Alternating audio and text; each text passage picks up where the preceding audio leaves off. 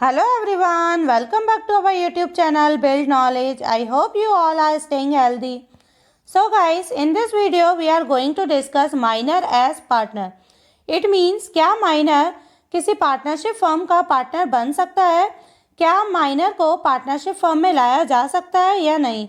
तो इसको समझने के लिए इम्पॉर्टेंट है कि आपको माइनर का मीनिंग क्लियर हो। तो माइनर मीन्स ऐसा पर्सन जो 18 ईयर्स से बिलो है, जिसकी एज 18 ईयर से कम है, तो उस पर्सन को हम माइनर बोलते हैं। तो चलिए मूव करते हैं हम अपने टॉपिक की तरफ, जो है माइनर एज अ पार्टनर। जैसा कि हमने मीनिंग क्लियर किया माइनर का, माइनर मीन्स ऐसा पर्सन जो 18 ईयर्स का अभी तक नहीं हुआ है। ठीक है, जैसा कि हमने प्रीवियस वीडियोस में डिस्कस किया था कि किसी भी पार्टनरशिप फर्म को कैरी करने के लिए पार्टनर्स एक एग्रीमेंट करते हैं, कॉन्ट्रैक्ट करते हैं, जिसमें वो अपने राइट्स, ड्यूटीज़, रिस्पॉन्सिबिलिटीज़ मेंशन करते हैं। वो कितनी कैपिटल कंट्रीब्यूट करेंगे वो मेंशन करेंगे, और उनका कितना शेयर होगा प्रॉफिट और लॉस में, वो भी वो उस एग्रीमेंट में मेंशन करते हैं, और उस एग्रीमेंट को वो पार्टनर्स सिग्नेचर करते हैं।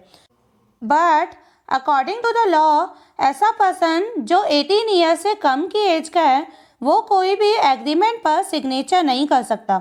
अगर ऐसा पर्सन किसी एग्रीमेंट पर, किसी कॉन्ट्रैक्ट पर सिग्नेचर करता है तो वो लॉ के अगेंस्ट माना जाएगा। इसीलिए माइनर जो है वो इनकेपेबल है किसी भी वैलिड एग्रीमेंट को करने के लिए, इसीलिए वो कोई भी फर्म का पार्टनर नहीं बन सकता। तो यहाँ पे ये तो क्लियर हो गया कि माइनर पार्टनर नहीं बन सकता, बट माइनर को पार्टनरशिप फर्म में लाया जा सकता है। ठीक है, उसे एडमिट किया जा सकता है पार्टनरशिप फर्म में। क्यों? ओनली उसके बेनिफिट्स के लिए, उसके फ़ायदे के लिए। कैसे?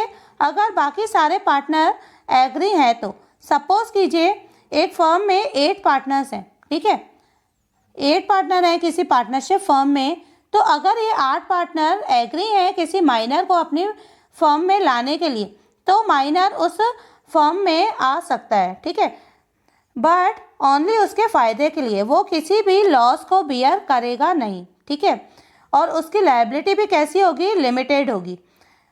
जैसा कि हमने लास्ट वीडियो में डिस्कस किया था टाइप्स ऑफ पार्टनर, उसमें जितने भी टाइप्स थे पार्टनर के, उनकी लायबिलिटी कैसी थी? अनलिमिटेड थी। ठीक है, अगर डेब्ट्स ज़्यादा है बिजनेस के, तो उन्हें अपनी पर्सनल पॉकेट का भी यूज़ करना पड़ रहा था, अपनी पर्सनल प्रॉपर्टी का यूज़ करना पड़ सकता है उन डेब्ट्स को रिपे करने के लिए।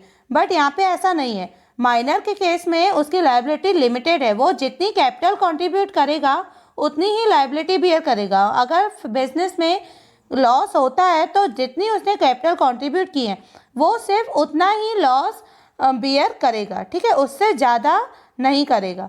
और जब लायबिलिटी ही लिमिटेड है माइनर की, तो माइनर एलिजिबल नहीं होगा एक्टिव पार्ट लेने में मैनेजमेंट में। मतलब ना तो उसके हाथ में कंट्रोलिंग पावर है, ना ही वो इम्पॉर्टेंट डिसीजंस ले पाएगा। और वैसे भी वो 18 ईयर्स से बिलो है।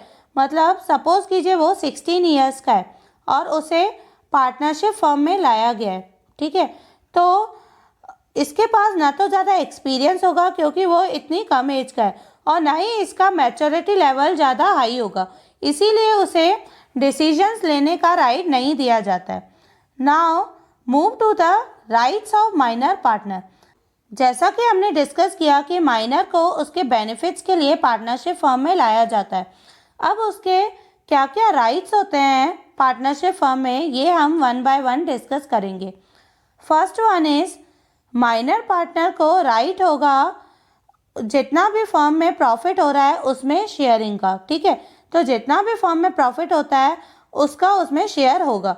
बट माइनर पार्टनर किसी भी लॉस के लिए लायबल नहीं होगा। अगर किसी पार्टनरशिप फर्म में लॉस हो जाता है, डेब्ट ज़्यादा हो जाते हैं, तो माइनर पार्टनर की पर्सनल असेट्स यूज़ नहीं कर सकते उस लायबिलिटी को रीपे करने के लिए, क्योंकि उसकी लायबिलिटी जो है वो लिमिटेड है। नेक्स्ट वन इज, माइनर भी अदर पार्टनर्स की तरह फर्म के अकाउंट्स को इंस्पेक्ट कर सकता है, उसे चेक कर सकता है जब उसकी विश हो। नेक्स्ट वन इज, अगर माइनर को ऐसा लगता है कि उसे उसके प्रॉफिट का शेयर नहीं दिया जा रहा है, ठीक है, तो वो दूसरे पार्टनर्स के ऊपर केस कर सकता है। ठीक है, उसको मुकदमा चला सकता है। Next one is, minor partner जब मेजोरिटी अटेन कर लेगा, मतलब जब वो 18 ईयर्स का हो जाएगा, तब उसके पास राइट है कि वो उस फर्म का पार्टनर बन पाए। ठीक है, उसके हाथ में चॉइस रहेगी, उसे डिसाइड करना पड़ेगा कि उसे पार्टनर बनना है उस फर्म का कि नहीं, और उसके लिए उसे पब्लिक नोटिस देना पड़ेगा अदर पार्टनर्स को और पार्टनरशिप फर्म को। Now move to the liabilities of minor partner. तो अब हम माइनर पार्टनर की लायबिलिटीज क्या क्या होती है इसको हम वन बाय वन डिस्कस करेंगे। फर्स्ट वन इज, माइनर जो है वो पर्सनल लायबल नहीं होगा किसी भी लॉस के लिए फर्म के। मतलब अगर फर्म के असेट्स से ज़्यादा उसके डेब्ट्स हो जाते हैं और फर्म अपने आप को इंसॉल्वेंट डिक्लेयर कर देती है तो माइनर का शेयर उस लॉस में उतना ही होगा जितना उसने कैपिटल कंट्रीब्यूट की थी, उससे ज़्यादा उसका शेयर नहीं होगा।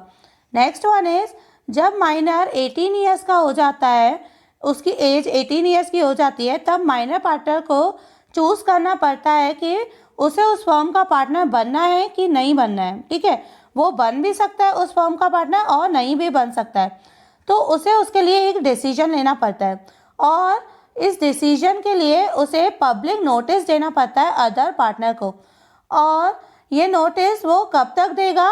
With in 6 months. सपोज कीजिए माइनर पार्टनर 1 जुलाई को 18 ईयर्स का हो रहा है। ठीक है, तो 1 जुलाई से लेकर 6 मंथ्स तक वो पब्लिक नोटिस दे सकता है अदर पार्टनर को, अपने डिसीजन के बारे में बता सकता है कि उसे उस फर्म का पार्टनर बनना है कि नहीं बनना है।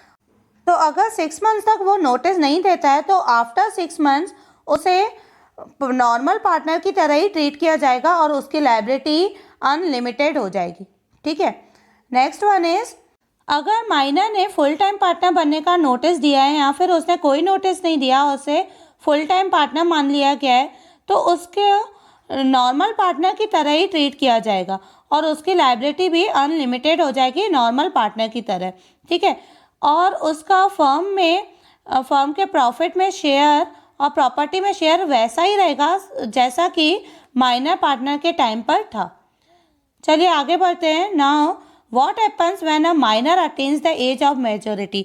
मीन्स जब माइनर मेजोरिटी अटेंड कर लेता है, मतलब जब वो 18 ईयर्स का हो जाता है, तब उसे विद इन 6 मंथ्स एक पब्लिक नोटिस देना पड़ता है अदर पार्टनर को।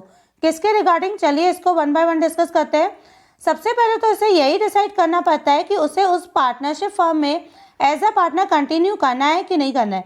मतलब उस पार्टनरशिप फर्म का उसे पार्टनर बनना है कि नहीं बनना है, तो उसे उसके लिए एक पब्लिक नोटिस देना पड़ता है।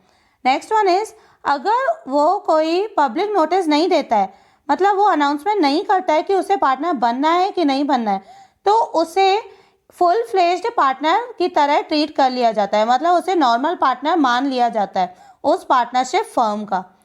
और अगर माइनर पार्टनर बनने का चूज करता है उस पार्टनरशिप फर्म का, या फिर उसे पार्टनर मान लिया जाता है उस पार्टनरशिप फर्म का, अगर उसने कोई नोटिस नहीं दिया है तो उसकी लायबिलिटी अनलिमिटेड हो जाती है बाकी पार्टनर की तरह। ठीक है, जब उसने वो अनाउंस किया होगा कि उसे पार्टनर बनना है।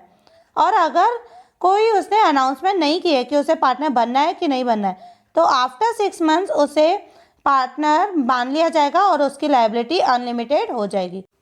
सो गाइज, ये था आज का डिस्कशन जिसमें हमने माइनर एज अ पार्टनर को डिटेल में डिस्कस किया।